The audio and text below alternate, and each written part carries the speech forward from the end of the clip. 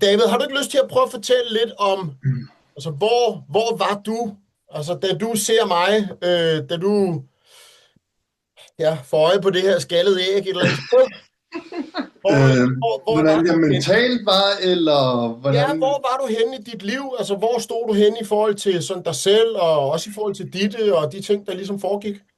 i forhold til mig selv, så stod jeg et sted, hvor at jeg egentlig ikke rigtig mærkede mig selv, og egentlig bare var til stede. Fik hverdagen til at køre, men var ikke følelsesmæssigt eller rationelt til stede i selve vores forhold. Og i forhold til mig og Ditte, så er vi vækstet helt vildt. Vi er blevet mere forbundet, der er mere kærlighed, der er mere dynamik. Øh, ja, Nogle af de ting, du snakkede om, kan jeg huske i starten, det var netop den her følelse af at have svært ved at mærke efter i dig selv. Altså sådan, mm, ikke være sådan forbundet til dig selv. mm, Ikke at kunne rumme nogle af de der lidt dybere samtaler, som de fleste kvinder jo rigtig gerne vil have. mm. Men at hvis ikke at vi mænd, vi ligesom er i stand til faktisk at rumme os selv i den dybde, men så har vi heller ikke rigtig mulighed for faktisk at være sådan ligeværdige i de der samtaler. Ja, man kan jo ikke rigtig rumme andre med en større dybde, end man egentlig har inde i sig selv. Så hvis ens partner kommer og gerne vil have en stor dybde for en selv, men man ikke selv har det potentiale til at gå dybt, så er det også svært at følge med på den samtale og den øh, dybde, der skal være imellem os. Kan du sætte lidt ord på, David, sådan hvad du husker omkring, hvor hurtigt det egentlig gik, at du begyndte at mærke de her forandringer? For jeg har jo siddet og kigget nogle af vores sessioner igennem, og så nogle af de ting, vi jo har lavet sammen, og jeg kan jo godt se, hvor hurtigt det er gået, men prøv at sætte nogle ord på selv, hvis du kan huske det. Det var en lidt sjov proces til at starte med, for jeg startede en proces, hvor jeg havde en sindssyg motivation til, at der skulle ske noget nyt. Jeg skulle lave om på mig selv, og jeg skulle bryde mønstre, hvad der har været igennem familie og i mig selv. Og så blev forløbet startet, og man fik en masse input og en masse arbejde og en masse opgaver, og man blev sådan lidt, shit mand, der er godt nok mange ting, jeg skal forholde mig til, men det er jo klart, når jeg ikke aldrig har været vant til at forholde sig til sig selv, og så lige pludselig skal få en masse opgaver, som gør, at du skal være i dybden med dig selv og forholde dig til dig selv. Og jeg vil sige, inden for 3 uger eller sådan noget, begynder det at finde sted inde i mig selv, og skal arbejde med det, og give mening med det, man er i gang med. Der er ligesom en proces, hvor man lige skal give sig selv plads til at arbejde med det, og komme ud med det. Og der begynder at komme rigtig mange refleksioner og spørgsmål til ens eget liv, og ens egen opvækst og barndom, og ja, store spørgsmål, som du har hjulpet mig undervejs igennem med at forstå. Ja. Men også det der med at forstå og være altså i det, altså hvad er det for en proces, jeg er gået ind i? Mm. Fordi du var også meget sådan i starten, det der med sådan, der var du meget det der med rigtigt og forkert. Gør det nu rigtigt. Mm. Ja. Og der skete noget lige pludselig. Der forstod du godt sådan, okay, men der er ikke noget rigtigt og forkert, fordi det hele kan være rigtigt. Mm. Lige præcis. Det handler om altså refleksionerne, ikke? Mm. Og forstå sig selv. Ja. Jamen prøv at høre dig, Ditte, fordi jeg ved jo, at du som kvinde eller som partner i det her, så står du jo også sådan udefra og kigger ind på både den mand, du nu jo har som partner, men også den udvikling, der egentlig sker i ham. Vil du ikke prøve at sætte nogle ord på, hvor hurtigt du ligesom lagde mærke til, shit, nu begynder David rent faktisk at rykke på sig? Ja, altså lige fra start af kunne man mærke, at der skete noget, og han skulle til at gøre noget, som han ikke var vant til. Det kom med det samme. Det opstod som en frustration nærmest, faktisk. Men der, hvor man kunne mærke, at det landede, det var de der 3 uger. Der begyndte jeg også at kunne mærke, okay, nu sker der fandme et eller andet. Og det var både sådan i hans eget, når han sad og reflekterede, eller sendte ting afsted til dig, eller læste, eller hvad end, altså daglige rutiner. at det blev tydeligt, men det blev også tydeligt mellem os, dynamikken, og i den måde, vi snakkede sammen, kommunikationen, men også hvis jeg kom og sagde nogle ting, så kunne jeg lige pludselig mærke, at der var en helt anden tilgang, hvor før kunne man måske godt stå og føle, at der ikke var den samme forståelse. Han forstod det ikke helt, og det blev bare sådan lidt lukket ned, eller så snakkede vi bare videre om det. Hvor lige pludselig så begyndte han faktisk at kommunikere med. Mm. Det bliver på bølgelængde. 100%. Og det var, altså det er fedt. Det er virkelig fedt. Der sker en helt anden dynamik.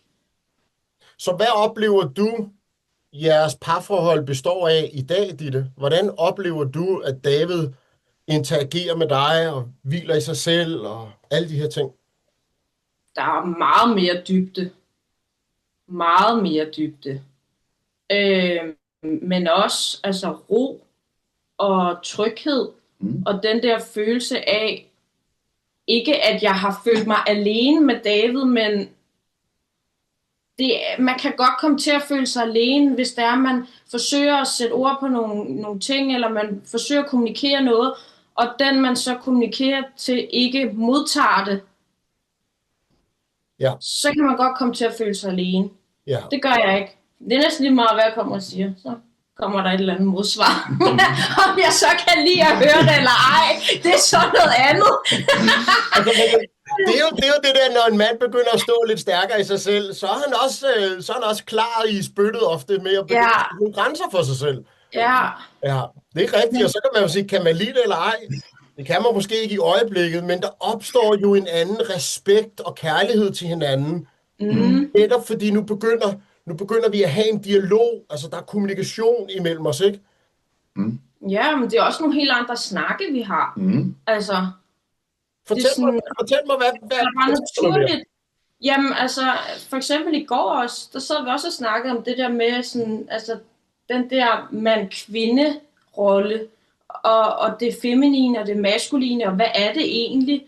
Og det der med, at man som kvinde, altså, at det der med at læne sig tilbage, og så at man mærker, at manden har styringen. Men det er jo ikke, fordi han styrer, men at han tager et initiativ, og han hviler i sig selv nok til, at man kan mærke, at han også rummer kvinden. Det er virkelig interessant, hvad der sker med en mand, når det er, at han står op for sig selv, og har troen på sig selv, og roen, og også tør at stå ved, at en mand også har følelser. Ja, lige præcis. Det er også noget med David i starten af vores forhold. Altså den der... Der har været en følelse. Ja, happy face. Jeg er bare sådan, vis mig nu. Altså, hvad føler du? Hvad tænker du? Det der, sådan, den der følelse af, at han bare var sådan linært. Der er ikke nogen mennesker, der bare lever linært. Nej. Det kan jeg mærke nu, og det kan jeg se nu, fordi at han også giver plads til sig selv, og mærker sine følelser, reflekterer over, hvordan har jeg det, hvad tænker jeg. Altså, det kan jeg også mærke nu jo. Ja. Fordi han hviler i det, fordi han står ved det, så viser man det også mere udad til, mere åben. Det giver det her du mærker hos David, nu ved jeg godt, nu går jeg så måske lidt mere personligt ind i det, giver det der også en anden, nu siger jeg, lyst til David. Ikke kun nødvendigvis fysisk, men en meget dybere lyst til at være sammen med ham. Det gør det da. Ja. Fordi man bliver forbundet på en anden måde. Man mærker også, hvordan man kan udvikle sig sammen. Det der med, sådan, når det er, at man begynder at blive forbundet på en anden måde, man har nogle andre samtaler, man gør nogle flere ting sammen, men det der med, at man styrker hinanden, man arbejder sammen lige pludselig, man ikke modarbejder, det ikke at bliver sådan en konkurrence mod hinanden. Nej, lige præcis det der, ikke? Ja. Vi konkurrerer ikke mod hinanden nu. Nu spiller vi hinanden bedre på de elementer, hvor vi skal. Ja. Altså, du siger, dynamikken bliver lige pludselig skabt fra et helt andet sted inde i jer selv. Ja, fordi det giver jo også mig noget styrke. Altså, det har jeg jo også kunne mærke. Sådan, vi begge to kan godt lide det der med at have en hverdag, der er struktureret, og have de faste rutiner. Men da David begyndte at blive meget sådan struktureret og med sin rutine, og det altså i forløbet, jamen, så skete der noget med mig, fordi så var jeg sådan der, ej, så vil jeg også. Altså, og så Den historie, også mig noget styrke. ja, den historie, den er vi nødt til at have. Vi er nødt til at have den med. Fortæl lige om det isbad der. Fortæl lige, hvad... Vi kan ikke undgå det. Hvem af jer skal tage den? Og det gør du. Det startede i sin tid med, det er nok 3 år siden cirka, at Ditte, hun var blevet inspireret af at skulle få sig et isbad, og skulle med på den bølge med vinterbadning. Og jeg var sådan lidt i starten, ej, det er fandme dumt. Hvad fanden skal du med et isbad? Og det blev købt hjem, og det blev fyldt op, og vi stod og bejlede hinanden op, og skulle hoppe i det, og var nogle små, shit, det er koldt, og står lige og dypper tæerne, og skynder sig ind igen. Og til sidst så blev det, at vi fik prøvet det en gang imellem, og til sidst så endte det med, at det var mig, der overtog isbadet, og det blev mit isbad, i stedet for at det var dit isbad, selvom det var hendes idé. Men det var min idé. Altså, David var bare sådan der, ja, helt sikkert, du har fået dig en mega god idé, og den synes du ikke er god om en uge igen. Ja. Det var dengang. Og så skete der jo noget, fordi netop i vores samarbejde, så er der jo det her med at få opbygget en enorm stærk morgenstruktur eller rutine. Og der har isbadet jo været en meget central del af det. Vi har sådan en tavle herhjemme, som vi, altså selvfølgelig laver vi både dagbog hos dig, men hvor vi strukturerer vores ting og krydser ting af, men vi kan også godt lide at gøre de ting, som man måske gerne vil forpligtes lidt ekstra til, skrevet op på en tavle herhjemme, og få det visuelt, få den der følelse af, at man krydser noget af, som giver noget glæde, hvor vi har træning, vi har meditation, vi har isbad, som man kan gå over og krydse af, så man selv kan holde sig selv i gang med, okay, det her, det har jeg sgu nået i dag, og det gør noget godt ved mig, at jeg kan krydse det af. Ja, så noget med, at en ting er det, som vi træner her, men I har faktisk taget det skridtet endnu længere, og blevet inspireret til faktisk at lave en tavle, hvor I både kan holde jer selv ansvarlig, men jo også et eller andet sted kan gå og inspirere og motivere hinanden til faktisk at holde hinanden op på det, I har lovet jer selv. Ja, 100%, fordi det er det der med, så ser man, ej, han har været i isbad, eller hun har været i isbad, eller et eller andet. Eller været inde og træne. Eller træning. Ja. Det giver lige den der, jeg skal fandme også sætte det der kryds der. Yes. Ja. Lige præcis. Man løfter hinanden til et højere niveau, end hvis der bare er den ene, som bare tager spurten alene, og ikke har den anden med på rejsen. Ja. At man begge to bliver bedre mennesker. Og lige præcis det, du siger der, David. Begge to bliver bedre mennesker. Det er i virkeligheden det, et parforhold handler om det her. Ja. At løfte hinanden, der hvor den anden har brug for, at man hjælper med at løfte. Ja. Lige præcis. Fordi så er det netop, at vi løfter hinanden hele tiden. Og som jeg jo også har sagt til jer begge to, I er jo relativt unge.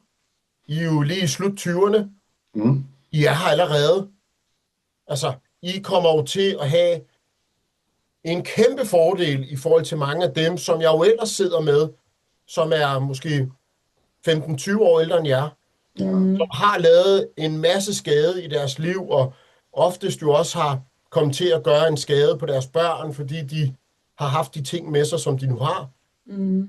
Men den styrke, som I jo også sidder her med i dag, og grund til, at jeg også gerne vil snakke med jer om, det er jo, I har jo en enorm mulighed for at ændre jeres børns opvækst.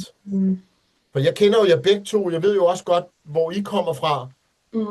Det at kunne fjerne så mange, jeg ved ikke, om jeg skal, kan vi kalde det traumer, men i virkeligheden, de der negative følelser, vi kan vokse op med som børn, fordi vi er blevet forladt, svigtet, været alene, eller hvad vi nu skal kalde det, at de ting og de traumer undgår jeres børn, forhåbentlig fordi, at I har gjort et enormt stykke arbejde, og gør et enormt stykke arbejde med jer selv. Ikke?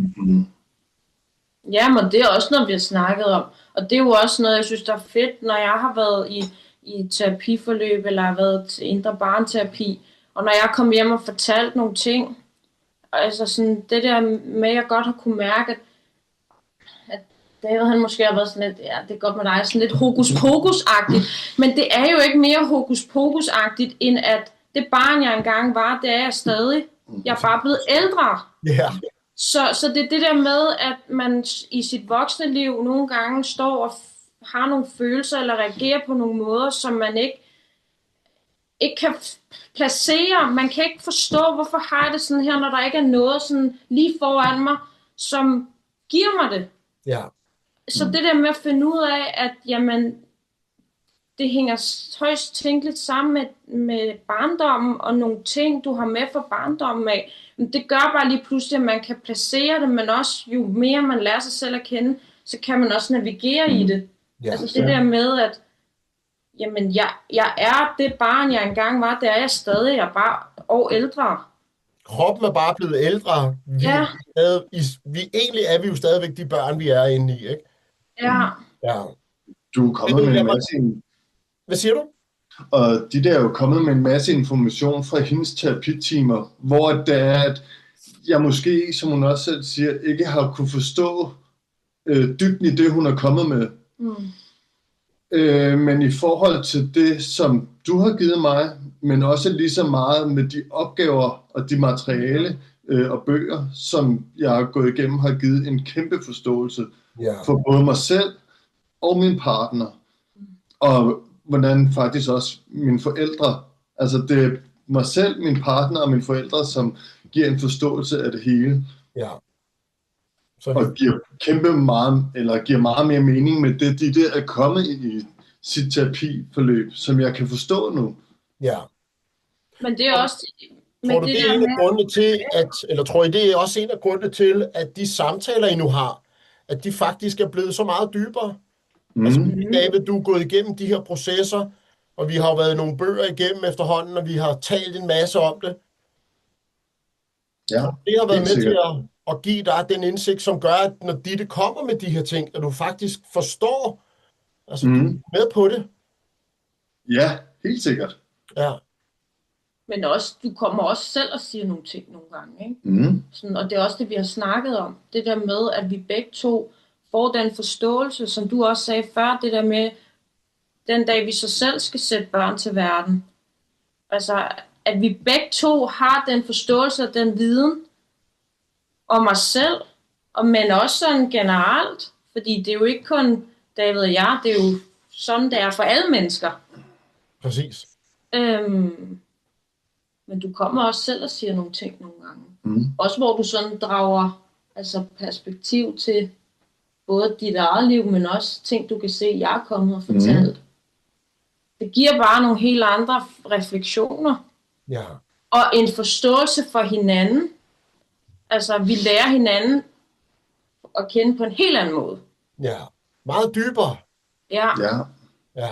Og der er jo også mange ting, som vi også har lært igennem bogen, eller jeg har lært igennem bogen, at vores barndomsting tit og ofte sker på autopilot, og kommer der en reaktion for et adfærdsmønster, eller et eller andet, som man ikke ved, hvad det kommer af, men man reagerer bare af et eller andet, og hvor man tænker, what? Ja. Men jeg ved ikke, hvordan jeg skal respondere på det, men det er bare en ting, der sker inde i mig. Det har også lært en meget. Ja, så den der evne til faktisk at reflektere, når vi reagerer, ikke? Så, hvad fanden var det egentlig lige, der skete? Så vi ikke noget, for altså det har vi jo også talt om mange gange, det her med, det er jo ikke sikkert, at vi nogensinde når til det punkt, eller det tror jeg ikke på, at vi gør, hvor vi aldrig reagerer, fordi vi bliver fanget i vores børn. Fra tid til anden, det kan vi ikke undgå. Men den der evne til at efterrationalisere os, hvad fanden var det egentlig, der skete? Og så kunne have en snak om det. Fordi det er jo virkelig der, hvor at polariteten bliver skabt, fordi dynamikken er der. Nu opstår der en helt anden form for respekt. Vi begynder at forstå hinanden, fordi vi forstår os selv. Det er jo i virkeligheden sådan, at den dybe kærlighed, den skabes. Fordi vi er i stand til at sætte os ned og have en ærlig og åben snak. Hvad fanden var det egentlig, der skete inde i mig? Og det træler jo rigtig meget ind i det, som du også snakkede om, det der med, at jamen, fordi David begynder at mærke sig selv, og faktisk anerkende sine egne følelser, så kommer der en helt anden dybde i jeres relation. Ja. Det er interessant. Men også det der med, at man også, når man lærer hinanden at kende på dybere planer, man også forstår hinanden bedre, man giver plads til hinanden på en anden måde. Sådan det der med, at man lærer også at forstå, at fordi han reagerer sådan lige nu, eller fordi hun reagerer sådan lige nu, så er det ikke ensbetydende med, at det faktisk har noget med mig at gøre. Ikke at man skal finde sig i at blive behandlet dårligt, det er ikke det, jeg mener, men det, jeg mener, det er, at hvis jeg for eksempel reagerer på en måde, jamen, så i stedet for David, han tager det personligt, så ved han godt, okay, men nu sker der en reaktion hos hende, jeg er uforstående over for, hvorfor hun reagerer, som hun gør, men jeg ved, at der ligger noget dybere følelsesmæssigt i hende, så jeg giver hende plads, fordi nogle gange er det også den der med, så man bliver trigget af hinanden, men hvorfor er det, man bliver trigget? Og så trigger man måske hinanden endnu mere, og så går det bare op i et eller andet stort kaos. Ja. Men når man lige pludselig begynder at hvile i sig selv, så hviler man også med hinanden, og så der sker bare noget med forståelsen og dynamikken mellem hinanden. Ja. Og det her, det er jo også virkelig noget, du og jeg, David, har talt meget om, det her med, når den maskuline energi ligesom skal skabe rammen, skabe den der beholder, som kvinden, og altså som Ditte ligesom kan lægge sine følelser ned i, ikke? At det er dig, der skaber den struktur ind i dig selv, fordi så rummer du dig selv, og nu er du faktisk i stand til netop at tillade både, at Ditte kan læne sig ind i dig, men du jo egentlig også kan læne dig ind i dig selv, og derved også kan læne dig ind i Ditte. Bestemt. Altså det er jo ret interessant, den dynamik, der lige pludselig opstår mellem jeres to energier, fordi at det her sker, ikke?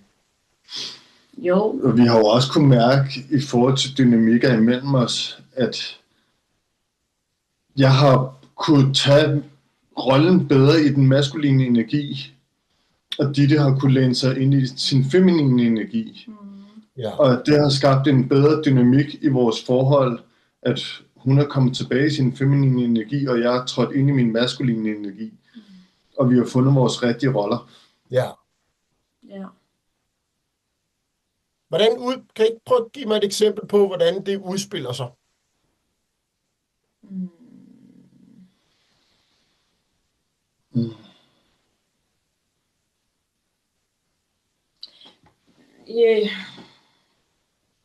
Er der en situation, hvor at det måske før tidligere, der var det måske knap så konstruktivt, og lige pludselig så kan I mærke, okay, nu sker der en anden dynamik imellem jer i de her situationer? Jeg ved ikke, om man kan bruge den her, men David har meget det der problemløsende. Jeg fikser lige den der for dig, ikke? Jeg håbede, I selv ville bringe den der på banen, fordi det er jo og det er bare ikke altid det, jeg har brug for. Nej. Og før, når jeg har sagt det til ham, sådan, skat, det er rigtig fint, at du gerne vil hjælpe mig, men det er bare ikke, jeg har ikke brug for, at du skal løse problemet, fikse. Jeg har bare brug for, at du lytter. Ja. Og det er jo klart, at hvis David ikke lytter til sig selv, hviler i sig selv og hans energi og følelser, jamen, så kan han heller ikke hvile i min. Præcis. Og det kan man godt mærke. Altså sådan, han har det stadig, og det er som vi også har snakket om, det er nok en mandeting, men det er også selvfølgelig et træk, som David har. Og der er nogle gange, hvor jeg sådan må sige, jeg har ikke brug for noget sådan konkret, sådan du lige skal fikse. Og der er han også, du skal bare være der, du skal bare høre, og der er han bare blevet meget bedre til, i stedet for det der med så gå i forsvar, sådan, det er også rigtigt, eller så snakker vi lidt om det, eller du sådan, og spørger også mere ind til mig, sådan prøver at forstå det, jeg så siger, i stedet for at det bare sådan, nu siger hun bare et eller andet sindssygt igen, ikke?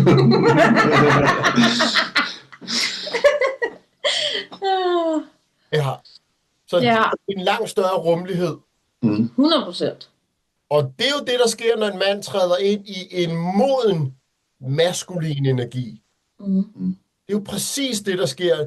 Fordi tilbage til det her med at skabe den her følelsesmæssige beholder, hvor at, det er okay, de her ting opstår. Og jeg har ikke behov for som mand at skal netop begynde at fikse alle de der ting. Men jeg kan godt bare være den der beholder, hvor du, Ditte, kan komme med dine ting og sige, det her er lidt svært, eller det her, det er ikke så rart, eller jeg synes, jeg struggler lidt med det der. Og i virkeligheden, David bare kan rumme det og sige, jeg forstår det godt. Og så være i det, uden at skal begynde at sige, men så gør vi lige, og så gør vi lige, og det fikser jeg, og jeg gør, og jeg tænker, og jeg skal gøre det hele. Og det er typisk mandeting, ikke? Ja, det kender vi næsten ikke hjemme, eller? Ja. Men også det der med, også vi har snakket om, også før han startede forløbet, det der med, at det er okay, man måske ikke forstår hinanden, men det der med bare at lytte, du behøver ikke at forstå præcis, hvordan den anden har det for at forstå hinanden. Nej. Altså, men når man begynder at være mere åbne over for hinanden og give hinanden plads, det giver også en forståelse. Det er mere end rigeligt. David behøver ikke at stå i mit sted og have de præcis samme følelser, som jeg har, for at kunne forstå mig. Fordi man kan også lære at forstå hinanden ved bare at lære at kende hinanden på et dybere plan. Ja. Så i virkeligheden det at ture rumme. Ja. Og ture rumme det. Ja. Uden at man, som du siger, nødvendigvis skal forstå det, men bare kunne rumme det. Det er ikke sikkert, at jeg lige forstår det, men jeg rummer det, fordi jeg accepterer, at du er, som du er. Og det behøver ikke at skal være på en anden måde, end netop sådan, som du har det. Ja. Det er men jo også det der... dyb kærlighed. Præcis. Men også det der med, at det der med at mærke partnerens følelser og mærke, det der med at kunne mærke sin partner og ikke skal gå og tænke, kan vide, hvordan han har det, eller kan vide, hvad han tænker. Fordi det er virkelig også stressende for en kvindehjerne, fordi vi vil meget gerne overtænke, og vi og tænker alt ud til den mindste ting. Så det der med, hvis man er sammen med en, og man ikke aner, hvad han tænker, og man aner ikke, hvordan han har det, jamen det er bare sådan en stressfaktor, der kører for kvinden hele tiden. Så. Og man bliver også frustreret, fordi man forsøger at spørge ind, og man forsøger at få nogle svar, i stedet for, at han giver dem faktisk helt af sig selv, uden jeg spørger, fordi at han hviler i det. Og det er rart. Det er rart at mærke, og det er rart at se også i løbet af forløbet, ikke? Sådan, når du har siddet og været frustreret, eller der har været noget, du har skulle konfrontere med dig selv. Men det er jo også, når jeg sidder og har de svære situationer med opgaver eller med mig selv, det er jo der, at jeg egentlig udvikler mig selv. I modstanden i, at der er noget, der er hårdt, og får en sejr med det, jeg besejrer og klarer. Ja, lige præcis. Det er jo noget, som jeg jo også lægger virkelig, virkelig meget vægt på, og det har vi to også talt meget om, ikke? Det er igennem, nu siger jeg, kalder du det modstand, og det er jo den der indre smerte af frustration, vrede, du ved, hvorfor er det sådan her? Og når man så bliver ved med at ture, som vi to jo, eller som jeg jo altid taler om, det der med at sætte sig i det der hul, når vi tør at blive siddende nede i det der hul, og blive i det og sige, okay, hvad fanden handler min frustration om?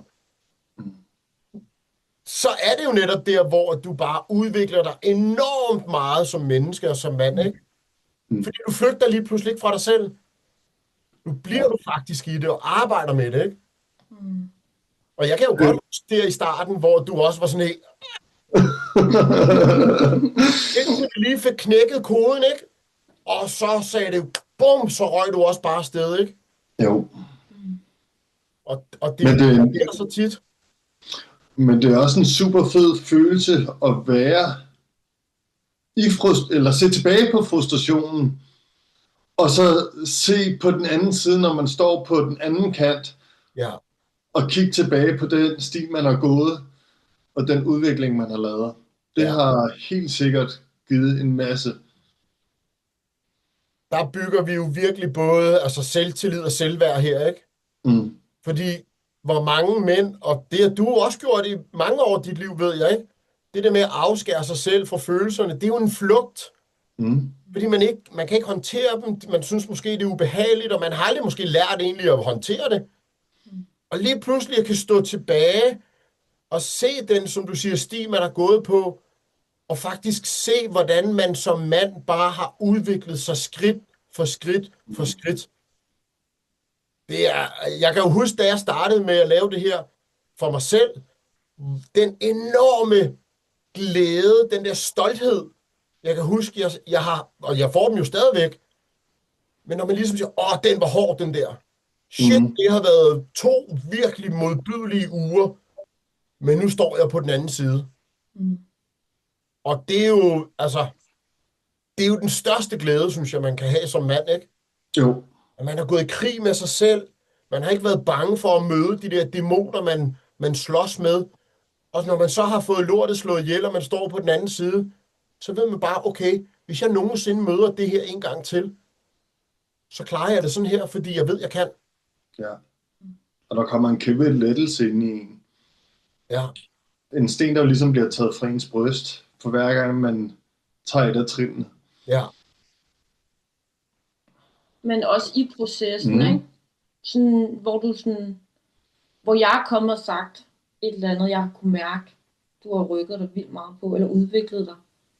Hvor du sådan, det har også betydet meget, at jeg har kommet, og jeg har anerkendt dig i den proces, hvor du var sådan, tak, det er jeg virkelig glad for, du siger, fordi lige nu kan jeg faktisk ikke selv se det. Jeg kan ikke selv mærke det.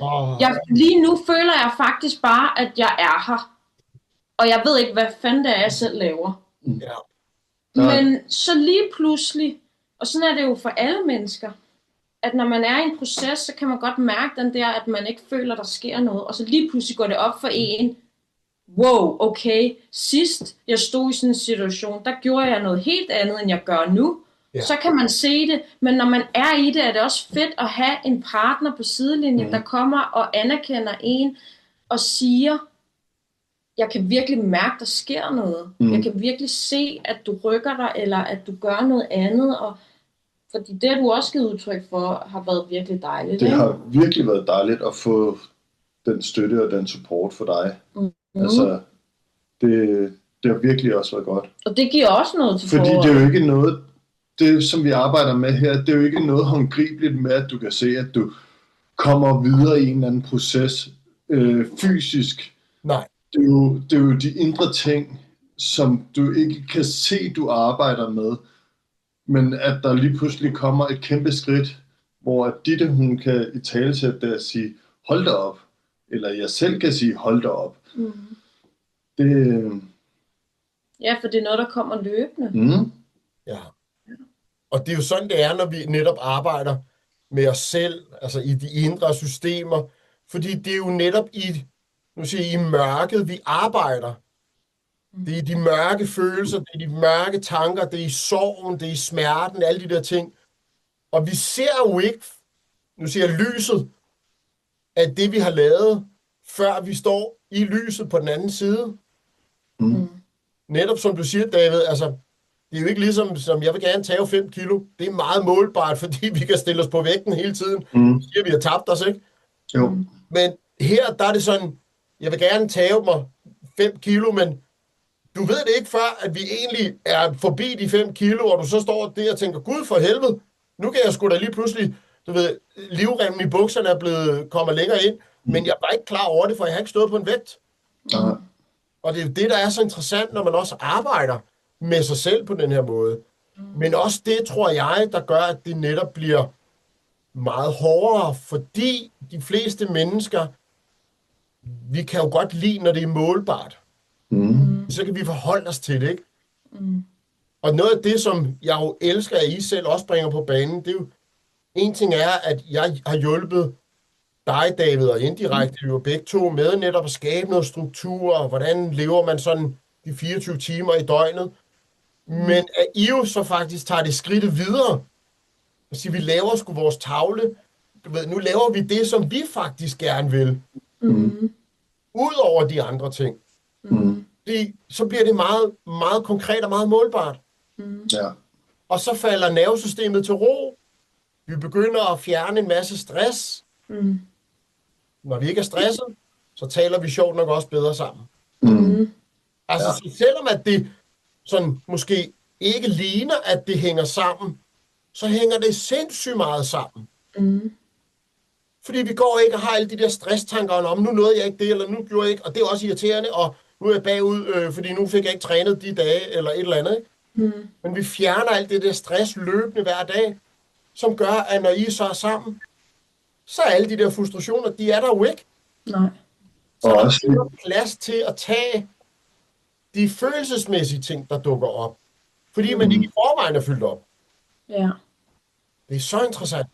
Og så er det også dejligt, at man er der for hinanden på den måde, at hvis den ene står klar til på indirekte og står og skal lave sådan en her på sig selv, nu fik jeg ikke trænet, nu fik jeg ikke været isbad, eller de andre ting, som man har skrevet op på tavlen, som man gerne vil nå, og så siger, du behøver ikke slå dig selv i hovedet over, at du ikke nåede det i dag, men så gør vi, starter bare forfra igen i morgen.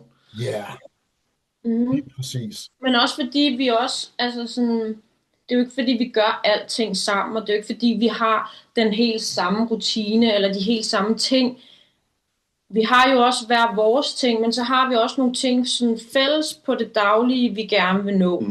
Men det der med, at man stadig kan støtte hinanden i hver sit, men også i noget sammen, det giver også bare rigtig meget. Og det der med sådan, det er nemmere at komme og sige, det er okay, du ikke nåede det i dag, men så gør vi det i morgen, eller du gør det i morgen. Det giver også, når man så modtager det, noget andet, fordi man ved, at okay, men du er med.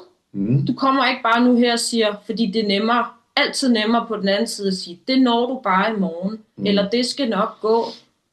Det ved jeg da i hvert fald, altså sådan, hvis vi ikke kører sådan i en dynamik, så kan man godt få det sådan lidt, det skal du da bare slet ikke blande dig i. Altså, bare pas dit eget. Hvor den, altså, der sker bare noget. Det er ikke sådan. Nej. Det er mere okay, at han kommer og siger de her ting. Lige præcis. Og det er jo det der med, at vi på en eller anden måde inde i os selv, så når vi jo til noget samhørighed. Og i det ligger der jo netop også en accept af, at det bliver ikke sagt som, det bliver faktisk sagt som et løft. Det er okay, vi starter forfra i morgen. Så vi løfter hinanden, i stedet for vi, og det sker jo så tit, at vi kommer til egentlig at slå hinanden lidt ned. Så det er jo virkelig interessant, det du siger her, ikke, Ditte? Det er et løft lige pludselig. Det bliver mere acceptabelt. Ja. Men også sådan i vores situation, altså sådan, vi begge to har den jo, selvfølgelig, det har alle, den der. Men især sådan, jeg tror også, det er rigtig meget kvindeting. Og især så for os to, er jeg rigtig god til det, men jeg er også blevet bedre til at så tage imod, hvis du kommer og siger noget til mig. Fordi at jeg mærker, nu siger jeg det igen, en dybere forståelse. Jeg mærker dig på et dybere plan, og det gør bare, at man også bliver mere modtagelig for at tage imod hjælpen. Lige præcis.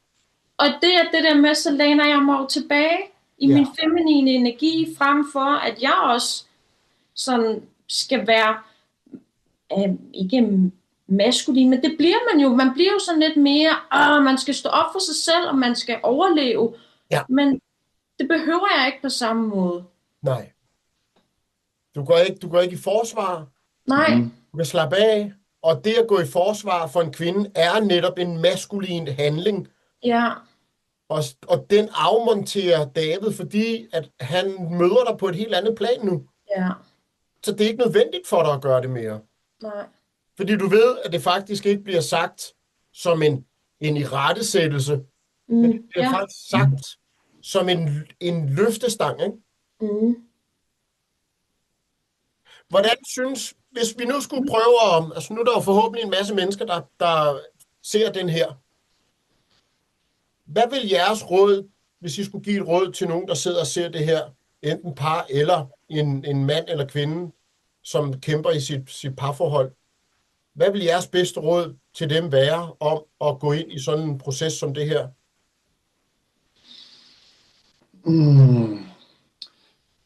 Det er jo lidt det traditionelle råd, når man går i gang med et eller andet, det er at stå på processen.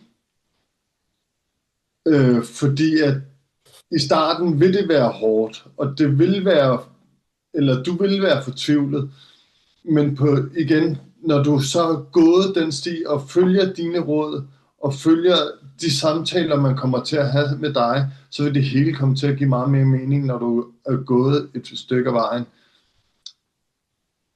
Ja. Så i virkeligheden, så det du siger, det er, læn dig ind i det. Ja. Hvad med Og dig? i stedet for, at man tænker, at jeg kan selv, jeg vil selv, så stol på, at der er lige så vel som ens partner har i hinanden, skal du stole på, at den, du vælger som coach, har dig i den proces, du vælger at gå ind i. Ja, og det er virkelig godt sagt. Fordi det handler i virkeligheden ikke om, at jeg har ikke lyst til, at I skal sidde her og sælge mig. Nej. Det er slet ikke det, der er meningen. Meningen er netop, fordi det at gå ind i en selvudviklingsproces kan jo være mange ting. Men det at ture og læne sig ind i processen, som du siger, David, det er virkelig, virkelig godt sagt. Hvad med dig, Ditte? Nu sidder du der som, i det her tilfælde, som kvinden, og det er manden, der er gået ind i det her. Hvad vil dit råd være til både i virkeligheden manden, som måske står og skal tage en beslutning, men også fra et kvindesynspunkt? Hvad vil du råde sådan en mand til? Gør det. Det var simpelt. Ja, det er altså... Er du i tvivl, så er du ikke i tvivl. Den elsker jeg, den der. Altså, det gør det, fordi man kommer ikke til at fortryde det, hverken for sig selv eller for sit parforhold. Altså det er lige meget, hvad det så er, man gør. Altså hvis du spørger mig, så synes jeg jo, at alle mennesker burde arbejde med sig selv. Helt sikkert. Altså, men det er jo en helt anden side. Men gør det. Ja. Helt sikkert. Jeg kunne ikke være mere enig. Nej. Så lad os, I to skønne unge mennesker, lad os slutte af på den note. Gør det. Hvis du er i tvivl, så er du ikke i tvivl. Den kunne jeg godt lide. Ja. Tusind tak, fordi I havde lyst til lige at give jeres sådan syn på, hvad det har gjort for jer at være med. Og jeg ved jo, fordi vi jo taler sammen uden om det her, at vi er jo slet ikke færdige. Vi skal jo i virkeligheden ud på en spændende ny del af en ny rejse lige om lidt. Men tusind tak, fordi I havde lyst til at være med, og virkelig af hjerte tak, fordi I har lyst til at være en inspiration for andre mennesker. Det sætter jeg stor pris på. Det ved jeg, der er mange mennesker, I kommer til at berøre med det her, for det har jeg set ske før. Vi siger også tak. Vi siger også tak, ja. I to, have en fantastisk dag. Tak i lige måde.